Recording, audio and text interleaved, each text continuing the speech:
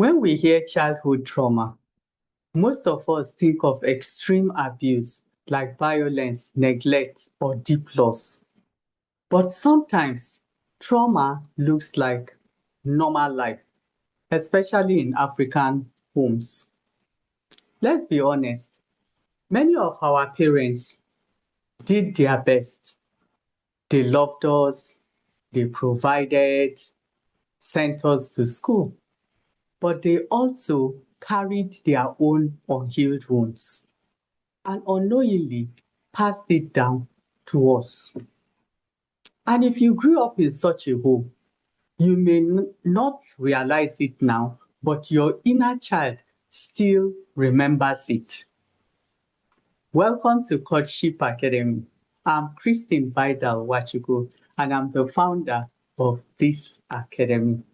Here at Courtship Academy, we uncover how the pain we never processed keeps showing up in our adult lives, in our relationships, our confidence, even our faith. Today, let's talk about 7 subtle signs you might have experienced childhood trauma, even if you feel you grew up in a good home. So the first thing we're going to look at is when you find it hard to say no, N-O. Growing up, saying no was called disrespect. So you learned early that the safest way to keep peace was to obey, agree, and just please everybody. Now as an adult, even small no's feel terrifying because your body still remembers that no once meant punishment or rejection.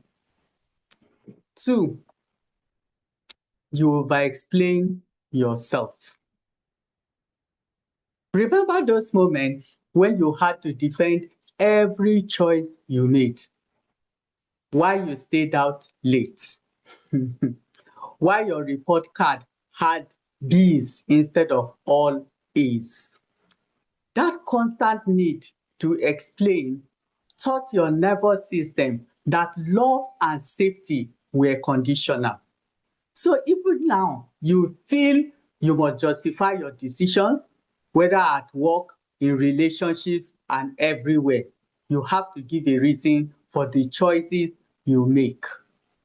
3, you feel guilty resting. This one, it hits many people the hardest because rest in many of our homes was called laziness. You were only praised when you were doing something, either chores, school work, or church activity, or something. You just have to be doing something to be praised. So now, even when your body is tired, your mind whispers you haven't done enough. You try to take a nap, say, let me just sleep a little bit, but your thoughts won't let you. They show you all the things that need to be done instead of just lying in bed. You go on vacation, but you feel anxious doing nothing. You're not doing anything on vacation. But rest isn't laziness, it's healing. True rest means your soul feels safe enough to pause without feeling guilty. And when God rested on the 7th day, it wasn't because he was tired. He was showing us that rest is divine. Trauma makes you earn rest, but healing teaches you to receive rest. Number 4, you fear being misunderstood.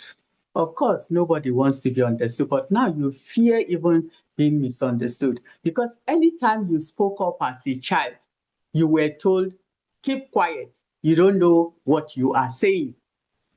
So that tone still lives in your body. You may not remember it every time, but it lives in your body. So now, even when you try to express your feelings, you second guess yourself. You rehearse what to say 10 times before speaking because you fear being dismissed or mocked. 5, you are uncomfortable with affection because love was shown through duty, not tenderness. So you were fed, clothed, and schooled, but rarely hugged or told, I'm proud of you, I love you. No, those things did not exist in your home. So now, when someone shows you genuine affection, you stiffen because it's unfamiliar. You think, what does this person want from me? Right? Because love that expects nothing feels unfamiliar to you. 6, you panic when someone is silent. In your childhood, silence meant trouble, big trouble. So punishment, once you see your parents are silent, it means punishment is coming, or shouting, or the silent treatment. As an adult now, when your partner, your boss, your spouse, or friend goes quiet, your heart starts racing. You assume you did something wrong, when really your nervous system is just bracing for old danger. The shouting, the punishment is just anticipating it. 7, you apologize even when you did nothing wrong. Peace at home meant you had to bend. So you learn to carry the emotional load even when others were at fault. Now, saying sorry has become a reflex action, not for wrongdoing, but for existing too loudly. The truth, you may not have realized it, but your inner child still remembers all those things. Until you name it, confront it, and acknowledge it, you will not heal. And until you heal, you will keep reacting from those old wounds instead of responding.